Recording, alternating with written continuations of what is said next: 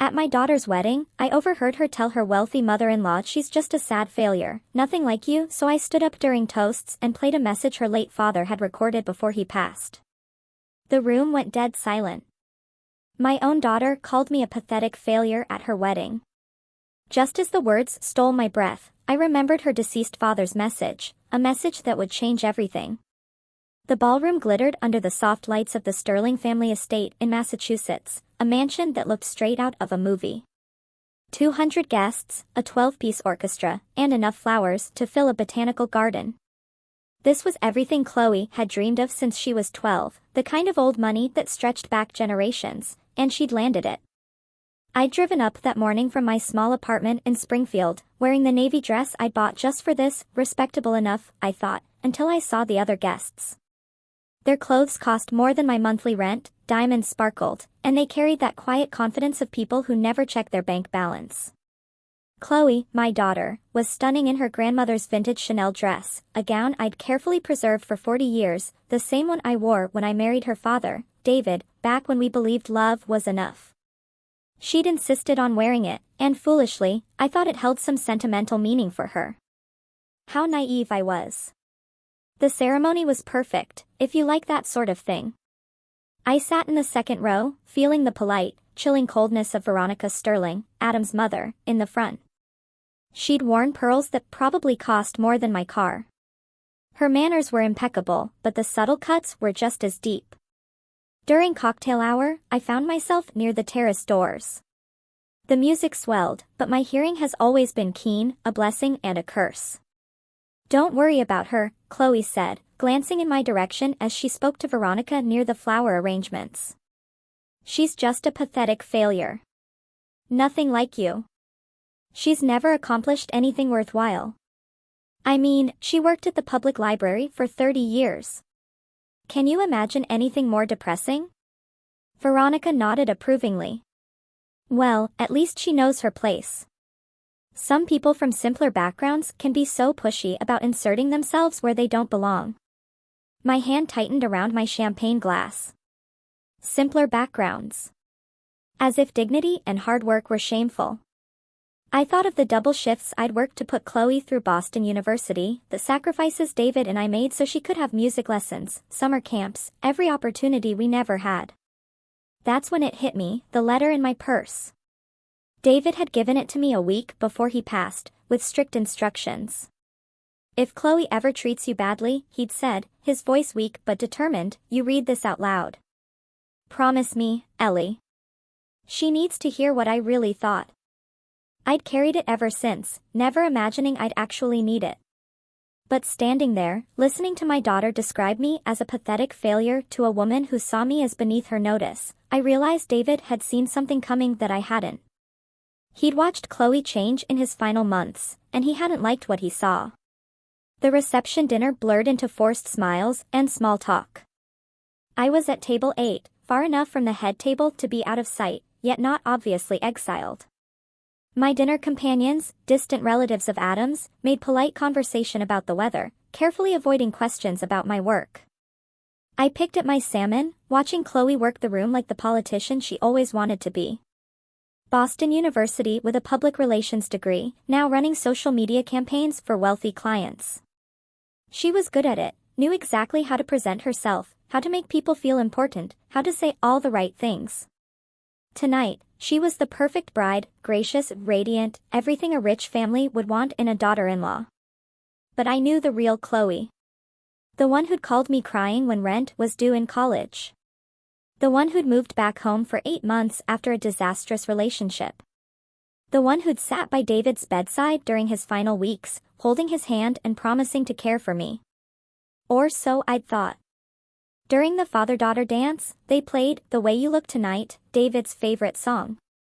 Chloe danced with Adam, her smile and laughter seemingly unbothered by her father's absence. When the song ended, she didn't even glance toward the empty chair where I'd placed his photo. That's when I knew I had to read David's letter.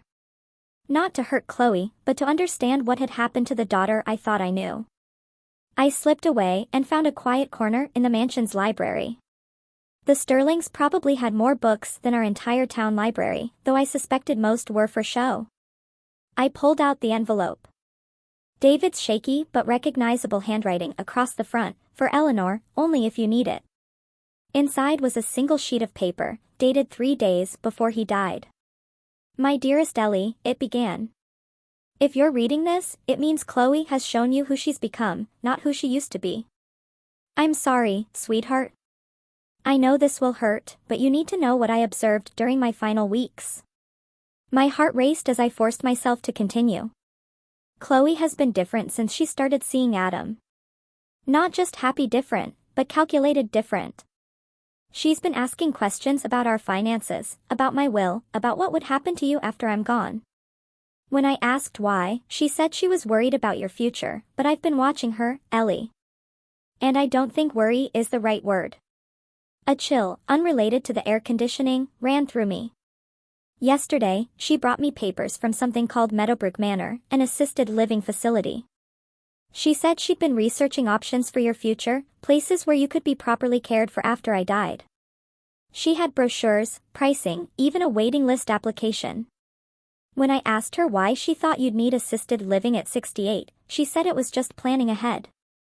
The letter continued, each observation more devastating, Chloe's increasing impatience with his medical needs, comments about expensive medications, suggestions that I was too old to live alone safely. I changed my will, Ellie. Everything goes to you now, with instructions she can't contest. But more than that, I want you to know that the daughter we raised is still in there somewhere. She's just lost her way. Don't let her convince you that you're a burden. You're the best thing I ever did with my life. And if she can't see that, it's her loss, not yours. It was signed, Forever Yours, David, with a postscript that made my hand shake, P.S. I saw the Meadowbrook Manor brochure in her purse again today. She's planning something, Ellie. Don't let her do it. When I finished, I sat in that elegant library, surrounded by books that probably cost more than most people's cars. And I finally understood why David had made me promise to use this letter. He'd spent his final days not just fighting cancer, but protecting me from a daughter who saw his death as an opportunity rather than a loss. I rejoined the reception with David's words echoing. His letter hadn't contained shocking revelations, just the careful observations of a dying man who'd noticed his daughter's growing coldness. But those simple observations painted a heartbreaking picture. Chloe hadn't suddenly turned cruel. She'd been planning my future without consulting me, researching ways to have me declared incompetent or unsafe. David had seen it and tried to warn me the only way he could. I watched Chloe accept congratulations, her smile bright and practiced. But now I saw what David had noticed, the way she calculated each interaction, the slight impatience when someone took too long, the careful steering of conversations away from anything that might reflect poorly on her new status. Mrs. Jenkins, a young man, one of Adam's cousins, appeared at my elbow. Adam wanted me to make sure you were enjoying yourself. I smiled politely. I'm fine, thank you. It's a beautiful wedding. He agreed, then lowered his voice. Though between you and me, it's nice to see Adam settling down with someone so practical. After some of the socialites he used to date, Chloe seems refreshingly down-to-earth. Practical. Down-to-earth. If only he knew what my down-to-earth daughter was planning for my immediate future. I thanked him and moved away, needing space to think. The irony was overwhelming. Here was Chloe, desperate to be part of high society, surrounded by people who appreciated her for the very qualities she was trying to shed, her work ethic, intelligence, ability to connect.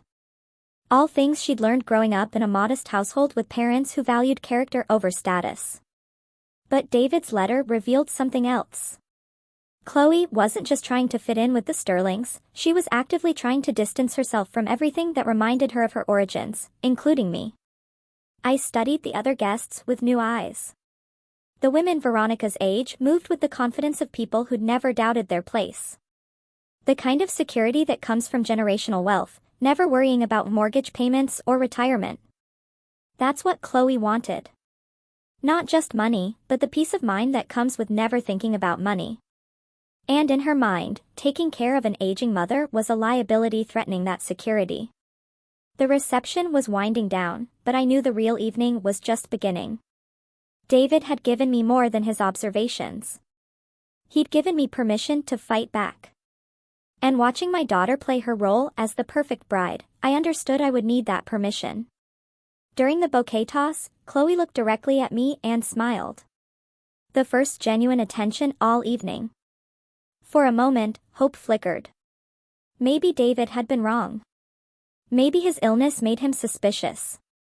Then I heard her conversation with Veronica nearby. "Thank goodness that tradition is over," Chloe said, adjusting her veil. "I was worried some desperate woman would knock you over trying to catch it." Veronica laughed. "Well, at least your mother didn't try. At her age, remarriage would be rather pathetic, don't you think?" "Oh, Mom's past all that," Chloe replied casually. "She's focusing on more age-appropriate activities now. Quiet hobbies, simple routines. It's probably better for her to accept the limitations that come with getting older." Limitations.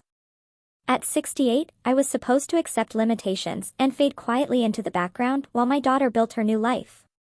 David's letter suddenly felt like a lifeline. He'd seen this coming and tried to protect me the only way he could. I had a choice. Continue being the gracious, unobtrusive mother who didn't embarrass her daughter. Or remember that I was Eleanor Jenkins, a woman who'd raised a child, built a career, supported a husband through cancer. A woman who deserved better than being written off as a pathetic failure by her own daughter. The next morning, I drove back to Springfield, my mind clearer than it had been in months. David's letter had given me a different perspective. I needed to do some research of my own. My first stop was the public library, where I'd worked for 30 years. Brenda hugged me warmly when I walked in. "Ellie. How was the wedding? I want to hear everything about this fancy family Chloe married into." I'd always liked Brenda's directness. We'd been friends through raises, budget cuts, difficult patrons, and technology upgrades that left us both feeling ancient. "It was quite an experience," I said carefully. "Actually, I was hoping you could help me with something. I'm curious about assisted living facilities in Massachusetts, particularly one called Meadowbrook Manor." Brenda raised an eyebrow but asked no questions. She understood information was power. An hour later, we'd compiled a file from public records and online reviews. Meadowbrook Manor was exclusive and expensive, but it had something else that caught my attention, a program for asset protection, allowing residents to sign over their estates for guaranteed lifetime care. More interesting were the online reviews. Several families complained about high-pressure sales tactics, feeling rushed into decisions during emotional periods after a spouse's death. The state had investigated the facility twice in 5 years for inappropriate marketing to vulnerable seniors. "Well," Brenda said, printing the last of our research, "this place certainly seems aggressive about acquiring new residents, and their asset protection program looks designed to separate seniors from their money." I thanked Brenda and drove home with documents painting a very different picture of Meadowbrook Manor than Chloe's brochures had suggested. More than that, a plan was forming. David's letter was just the beginning. I needed to understand exactly what Chloe was planning, and why. That afternoon, I did something I hadn't in years. I called Chloe's college roommate, Brittany, who'd been at the wedding and was always more forthcoming than Chloe about family gossip. Under the guise of sending a thank you note to the Sterlings, I asked casual questions about their background. What I learned was enlightening. The Sterlings were wealthy, but their money was relatively new. Adam's grandfather made his fortune after World War II. Veronica married into the family 30 years ago and, according to Brittany's gossipy sources, had spent decades crafting their social position. "Chloe's so lucky," Brittany confided. "Veronica's been taking her to all the right charity events, introducing her to the right people. She's already talking about getting Chloe onto some museum boards." After hanging up, I sat in my small apartment, processing. Chloe wasn't just marrying into money, she was marrying into a social climbing project ongoing for decades. Veronica saw Chloe as a useful tool, young, educated, presentable enough to help maintain their position in Massachusetts society. But that still didn't explain Chloe's plans for me. Then I remembered David's mention of Chloe's increasing impatience with costs, my medications, rent, the small expenses of an aging parent. I pulled out my checkbook and reviewed the past year. Chloe was right. My expenses had increased, new arthritis medications, higher insurance, apartment painting when management raised the rent. Nothing dramatic, but a steady increase that comes with aging. Then I realized Chloe's true fear. It wasn't that I needed assisted living now. It was that I might need expensive care in the future, and if I spent my savings on long-term care, there would be nothing left for her to inherit. David's letter warned me of Chloe's immediate plans. But my own research revealed something more disturbing. My daughter saw me not as a person with needs and feelings, but as a financial liability to be managed efficiently. That night, I made a decision that would have shocked the old Eleanor. I wasn't going to wait for Chloe to make the next move. I was going to find out exactly what she was planning, and then I was going to decide what to do. 2 weeks after the wedding, Chloe called to invite me to lunch. She sounded unusually warm, which immediately put me on alert. Chloe was never warm unless she wanted something. After David's letter, I had a pretty good idea what that might be. We met at a trendy bistro in Newton, the kind of place that served small portions on large plates and charged accordingly.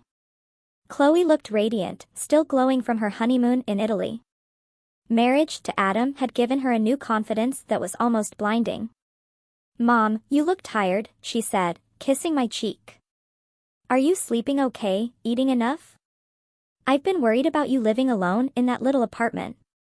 I ordered a salad and listened to her talk about the honeymoon, the Sterling's vacation home in Martha's Vineyard, the charity boards Veronica was helping her join. It was like listening to someone describe a life from a magazine. Finally, over coffee and dessert, Chloe got to the point.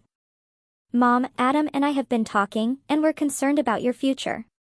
That apartment is so small, and the neighborhood isn't getting any safer. We think it's time you considered moving somewhere more appropriate for someone your age." "Appropriate?" I asked, keeping my voice neutral. "Well, secure with medical services nearby, maybe some social activities." Chloe smiled brightly. "Veronica knows about this wonderful senior community about an hour from our house. Very exclusive, very nice. The waiting list is usually years long, but they have a spot opening up next month." I set down my coffee cup carefully. "Senior community, Chloe? I'm perfectly capable of living independently." "Of course you are now, but it's about planning ahead. And honestly, it would give us all peace of mind to know you're somewhere safe." Chloe reached across the table and patted my hand. "The best part is you wouldn't have to worry about finances anymore. They have a program where you can transfer your assets, and they guarantee care for life." There it was. The asset protection program Brenda and I had researched. Chloe wanted me to sign over my inheritance, my savings, everything David had left me, in exchange for a room in an institution where she could visit occasionally and feel virtuous. "That's very thoughtful," I said slowly, "but I'm not ready to make that kind of decision yet. I'm enjoying my independence." Chloe's smile tightened slightly. "Mom, I understand it's hard to admit when you might need help. But Dad's been gone for 3 years. You can't keep pretending you can handle everything indefinitely." "I'm not pretending anything, Chloe. I'm managing just fine." "Are you?" Chloe's voice sharpened. "Because I've noticed you seem a bit scattered lately. Forgetting appointments, missing calls. Veronica mentioned you seemed confused at the wedding." "Confused. Out of place." A flash of anger. "I seemed confused because I was listening to you call me a pathetic failure. That tends to be disorienting." Chloe blinked, clearly not expecting me to confront her directly. "I never said that. You told Veronica I was a pathetic failure who'd never accomplished anything worthwhile. You said working at the library for 30 years was depressing." I kept my voice level. "I heard you, Chloe. That's not. You're taking things out of context." Chloe looked genuinely flustered for the first time. "I was just trying to reassure her that you weren't going to be demanding or difficult by calling me a failure. By explaining that you have realistic expectations about your place in our lives going forward." Chloe's mask was slipping. Mom, this isn't about what you overheard. This is about being practical. You're 68 years old. You need to start planning for the future. I signaled for the check and started gathering my purse. Chloe, I am planning for the future. I'm planning to live my life on my own terms for as long as I'm able. And when you're not able? When you fall and break a hip or have a stroke or develop dementia, who do you think is going to take care of you? The question hung in the air, revealing the heart of it. Chloe wasn't worried about my current needs. She was terrified of my future needs. She wanted me safely warehoused where my aging wouldn't inconvenience her new life. I'll cross that bridge when I come to it, I said. But Chloe, when that time comes, I hope I'll still have a daughter who sees me as a person worth caring about. Not just a problem to be solved. As I drove home, I thought of David's final gift, not just the warning letter, but the knowledge that he'd seen our daughter's transformation and protected me. Chloe thought she was maneuvering me into a corner.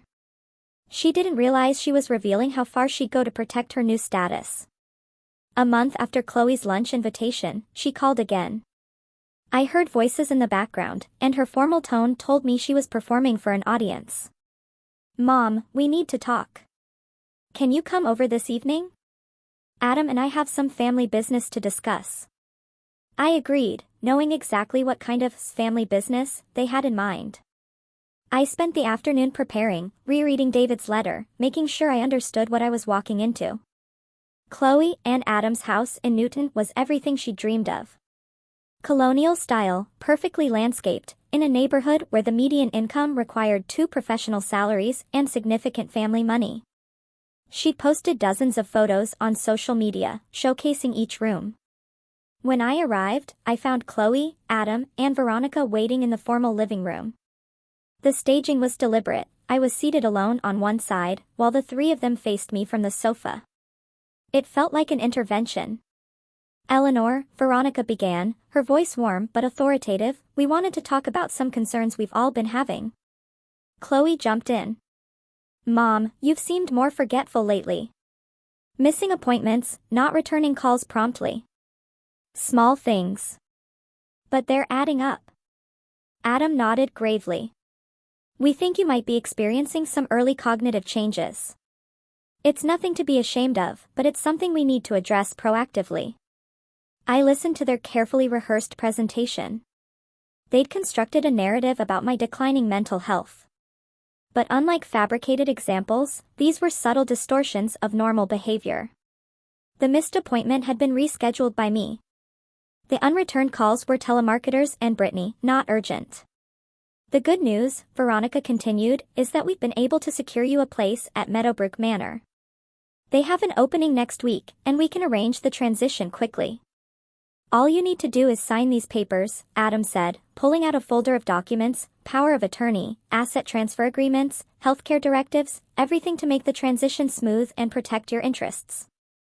I looked at the 3 of them, these people who thought they could manipulate me into signing away my life with exaggerated concerns about my mental capacity.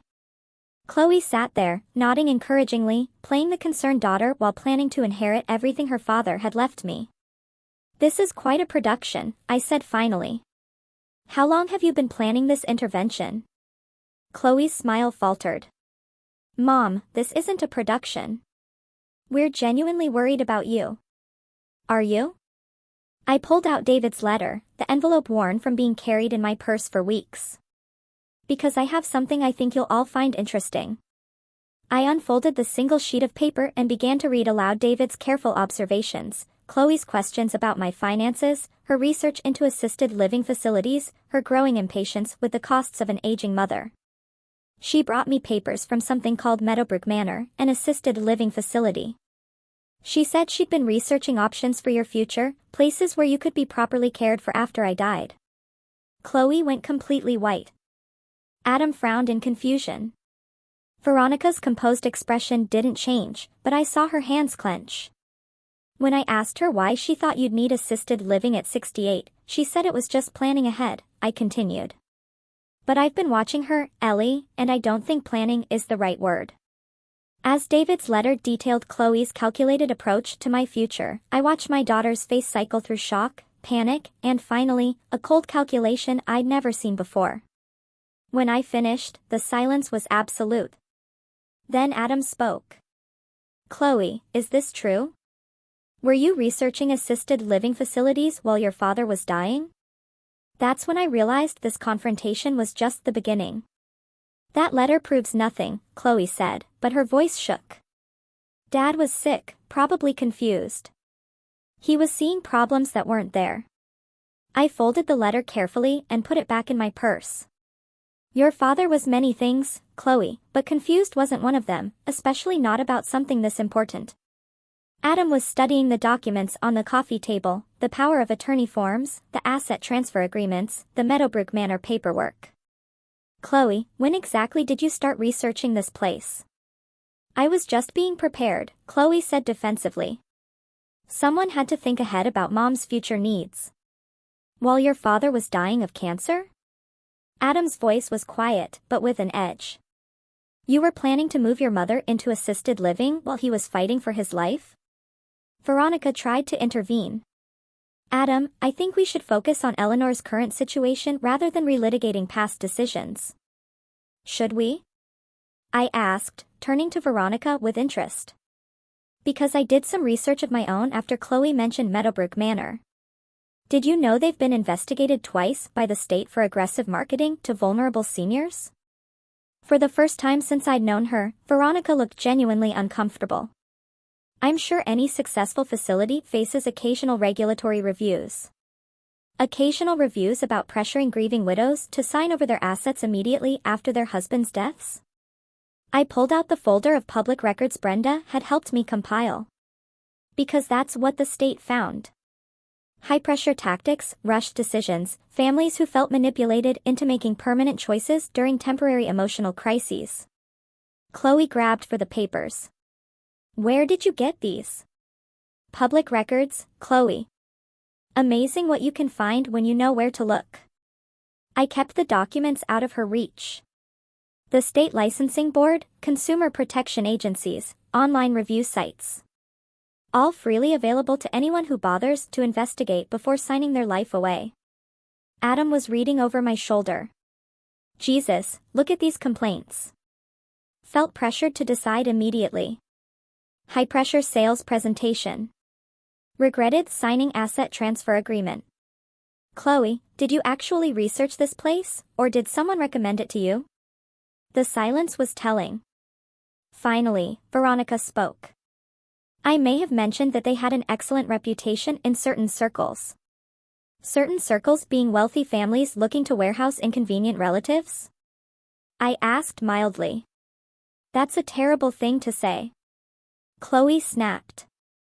We're trying to ensure you get proper care. No, you're trying to ensure I don't become a financial burden on your new lifestyle. I stood up, feeling calmer than I had in months. The difference is that proper care considers what I want, not just what's convenient for you. Adam was still studying the documents. Mom, some of these families sued Meadowbrook. They accused the facility of exploitation of seniors, of manipulating them into signing over assets they didn't understand. Veronica's composure was finally cracking. Those are isolated incidents. Every industry has a few bad actors. Are they? I asked. Because according to these records, Meadowbrook has a specific program targeting recent widows. They market to families during funeral planning, offer estate protection services, provide referrals through certain funeral homes and lawyers. I watched the three of them process this. Chloe looked like she was going to be sick. Adam was angry, though I wasn't sure if it was directed at his wife or his mother. Veronica was calculating, trying to figure out how to salvage the situation. Even if the facility has some problems, Chloe said desperately, that doesn't change the fact that you need to plan for your future. You can't live alone forever, Mom. Why not? I asked. I'm 68, not 88. I'm healthy, mentally sharp, and perfectly capable of making my own decisions. But what if something happens? Chloe's voice was rising. What if you fall or get sick or need help? You can't expect us to drop everything and take care of you. There it was, the real fear underneath all the concern. Chloe wasn't worried about my current needs. She was terrified that my future needs might interfere with her carefully planned new life. I'm not expecting you to take care of me, Chloe. I'm expecting you to respect my right to make my own choices about how I want to live. Those choices affect other people, Veronica said sharply. Family decisions should be made collectively, considering everyone's interests. Everyone's interests, I repeated. And what exactly are your interests in this situation, Veronica? Veronica straightened, her social mask back in place. My interest is in seeing this family function harmoniously.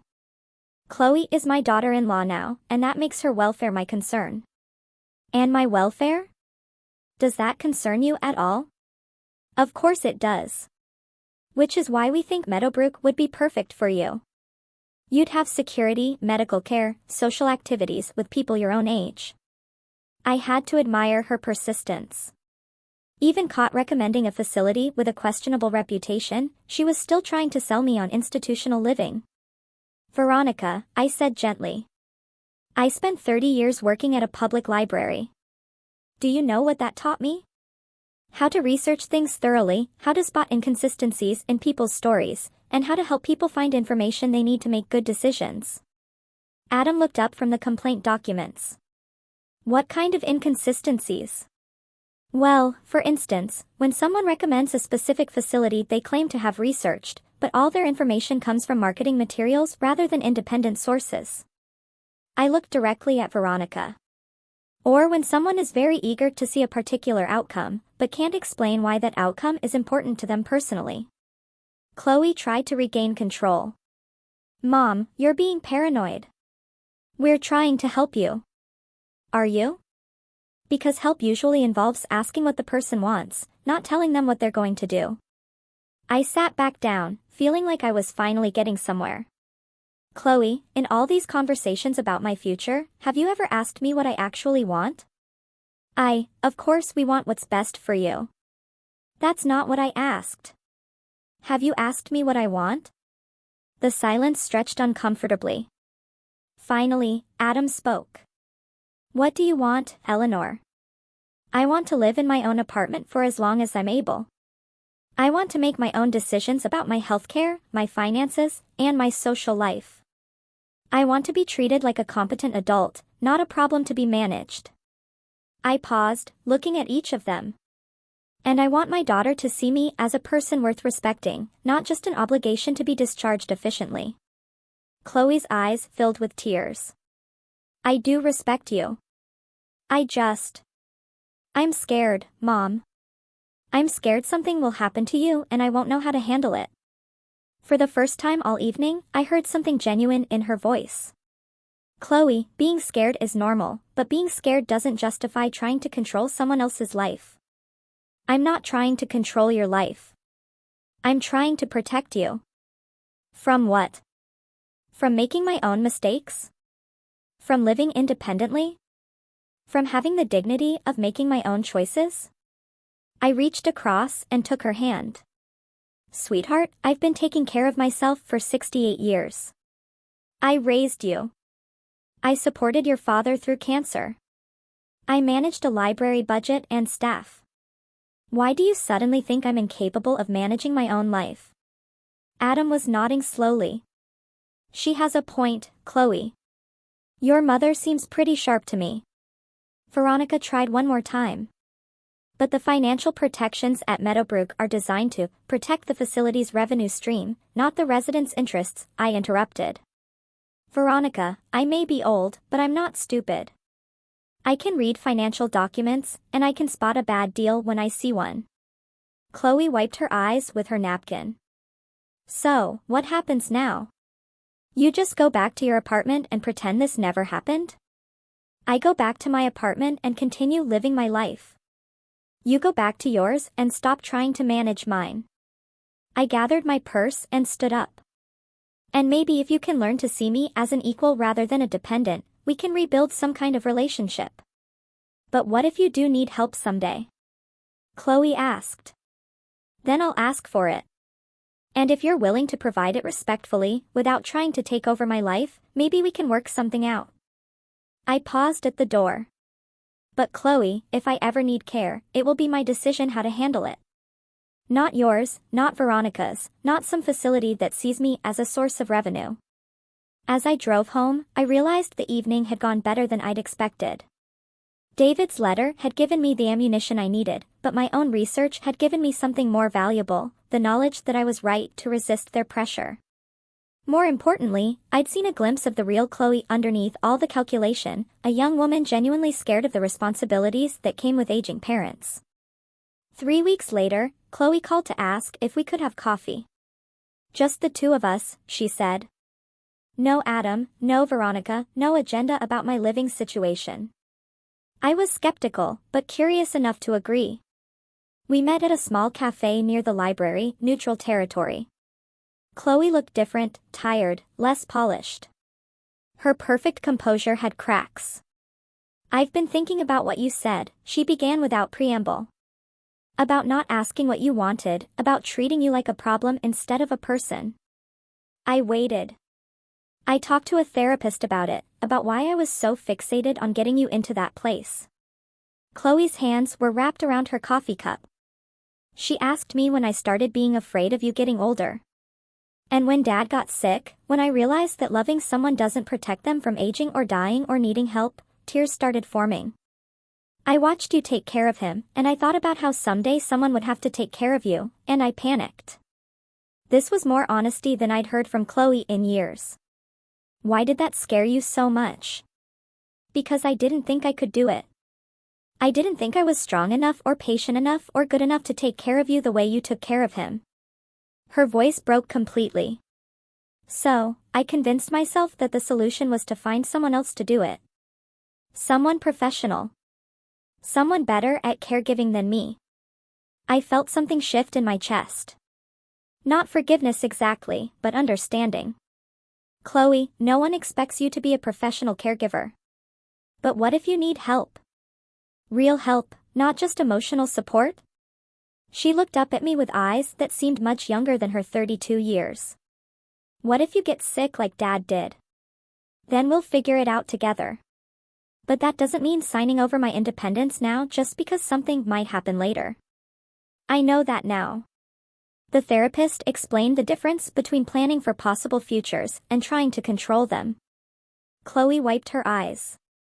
She also pointed out that I was treating you like you were already incapacitated instead of like someone who could participate in planning for her own future. We sat in silence.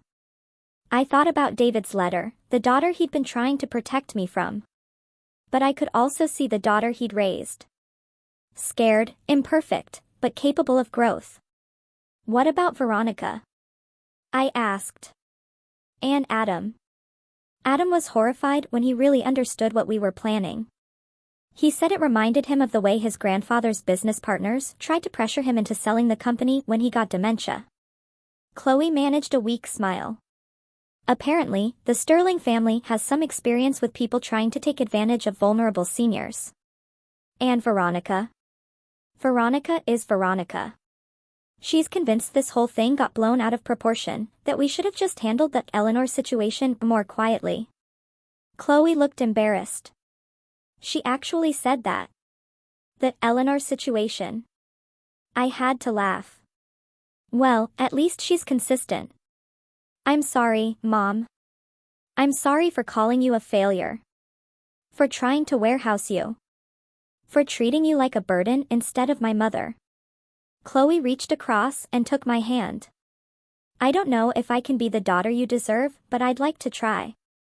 You don't have to be perfect, Chloe. You just have to see me as a person. I squeezed her hand. And maybe ask my opinion before making major decisions about my life. Deal. But Mom, if you ever do need help, real help, not just the normal stuff that comes with aging, will you tell me? Will you let me be part of the solution instead of shutting me out? I considered this. The old Eleanor would have promised to handle everything herself, to never be a burden. But David's letter had taught me about the cost of protecting people from difficult truths. I'll tell you, I said finally. But Chloe, being part of the solution means respecting my choices, even if they're not the choices you would make. I understand. As we prepared to leave, Chloe hesitated. Mom, there's something else about Dad's letter. I tensed, wondering if she was going to challenge its authenticity. I'm glad he wrote it. Not because of what it said about me, but because it meant he was still protecting you even after he was gone. Her voice was soft. I hope someday I'll be smart enough to love someone that completely. Driving home, I realized the woman I'd raised was still there underneath all the fear and calculation. It would take time to rebuild our relationship, and it would never be the same as before. But maybe, with enough honesty and patience, it could be something better. 6 months later, I was reading in my favorite chair when my phone rang. It was Chloe, with what had become our weekly check-in. Not to manage my life or push me toward any particular decision, but just to talk. How was your week? She asked, and I could hear genuine interest in her voice. Good. I had lunch with Brenda. Went to the book club at the library. Started reading that novel you recommended. I settled back. Oh, and George and I went to a concert on Saturday. There was a pause. George was still a relatively new development in my life, a retired English professor I'd met at the library's lecture series. We'd been seeing each other for 3 months, taking things slowly. How are things going with him? Chloe asked carefully. Very well. He's intelligent, and he treats me like an adult capable of making my own decisions. I smiled, knowing Chloe would catch the reference. Amazing how refreshing that can be, Chloe laughed. But seriously, I'm glad you're happy. You deserve someone who appreciates you. This was still new territory for us. Chloe showing genuine interest in my happiness rather than just my welfare. The therapy was helping, but more than that, she seemed to be discovering that having a mother with an independent life was actually more interesting than having one who existed solely to be managed. Speaking of appreciation, I said, how are things with Adam and Veronica? Adam's good. He's been asking more questions about my family, about you and Dad. I think meeting you made him realize that not all mothers-in-law are like his mother. Chloe's voice got quieter. Veronica is adjusting. She stopped mentioning assisted living facilities, at least. That's progress. She asked me last week if you were still harboring resentment about the Meadowbrook situation. I told her that you weren't harboring anything. You'd simply learn to be more careful about trusting her judgment. I laughed. I bet that went over well. About as well as you'd expect. But Adam backed me up, which was good. He pointed out that trust has to be earned back after it's been broken. We talked for another 20 minutes about books, Chloe's work, George's grandchildren. Normal family conversation, the kind we hadn't had in years. When we hung up, I realized how much I'd missed this version of my daughter. The next morning, I was surprised to get a call from Adam. Eleanor, I hope you don't mind me calling directly. I wanted to ask you something. Of course, what's on your mind? I've been thinking about what happened last year with the whole Meadowbrook situation. I realize I didn't handle it very well. I let my mother push an agenda that wasn't in your best interests. I waited. I wanted you to know that Chloe and I have talked about it extensively. We've agreed that any future decisions about family matters will include you as an equal participant, not just someone whose life gets planned by other people. I appreciate that, Adam. There's something else. Chloe mentioned that you might be interested in traveling more now that you're not worried about us pressuring you into assisted living. This was news to me. She did. She said you'd always wanted to see Ireland but never had the chance. Veronica and I are planning a family trip to Europe next spring, and we'd like you to join us as our guest. I was quiet for a moment, processing this unexpected invitation.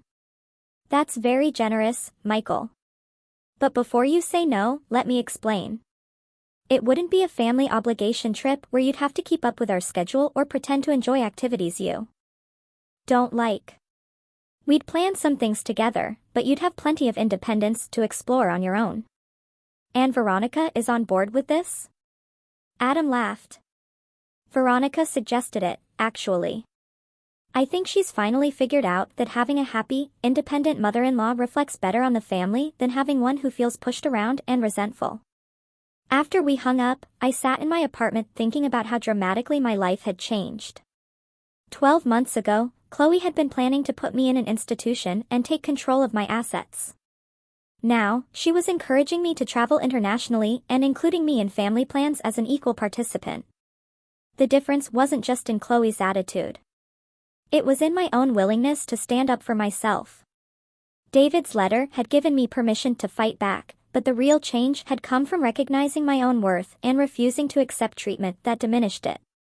A year later, I was packing for Ireland when Chloe arrived with coffee and pastries from my favorite bakery. "Excited about tomorrow?" she asked, settling into the chair across from my sofa.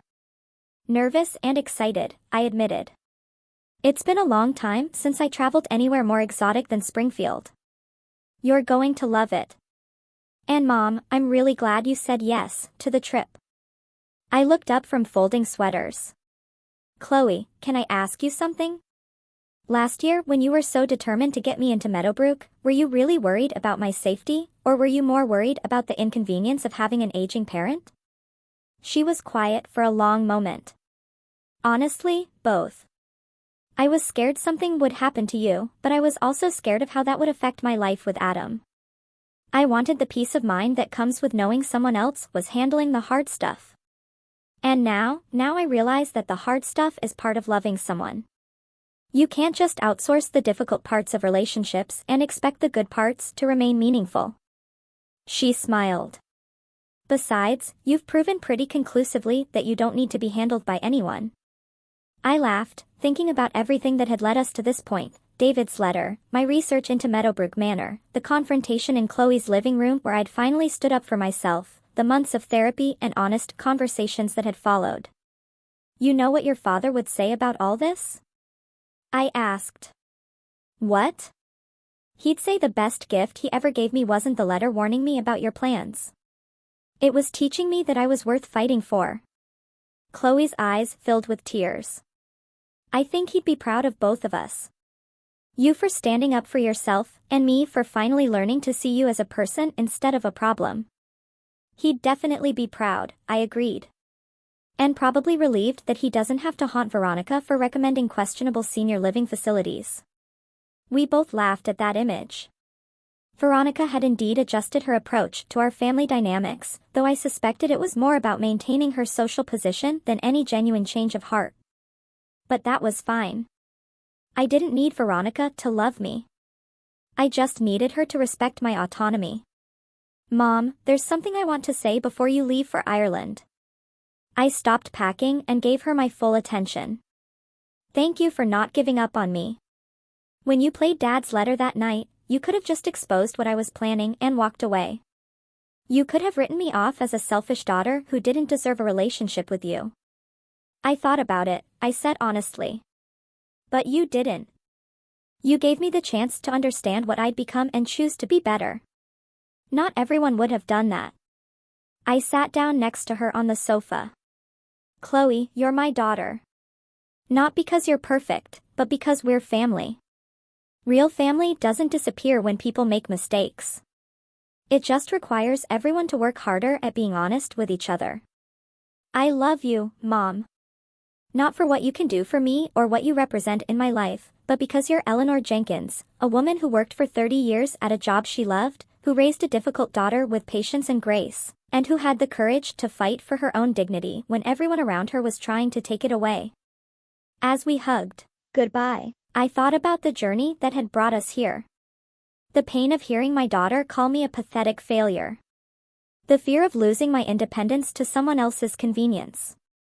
The discovery that I was stronger and more valuable than I'd allowed myself to believe.